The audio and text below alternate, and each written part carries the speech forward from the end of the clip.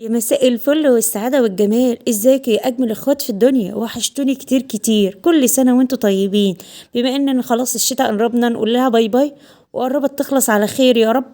هنفرز النهاردة السبانخ.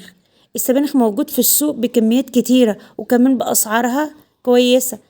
انا جبت الكيلو ونص ب10 جنيه. غسلتها غسلة كويسة ونضفتها قبل ما اغسلها من اي عدن صفرة او رجلة او اي حاجة بتكون فيها حاجة مش حلوة. نضفتها نضفتها وغسلتها كذا مرة عشان بتكون فيها رملة. حاولت كده اسوي السبانخ مع بعض وتخلصت من الروس بتاعتها، مش عايزاها مش بحتاجها.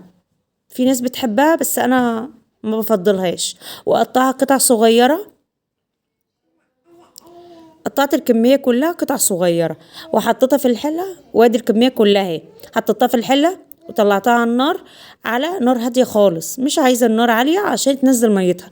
انا مش بضيف مية، هي بتنزل ميتها بتسوي منها فيها كده.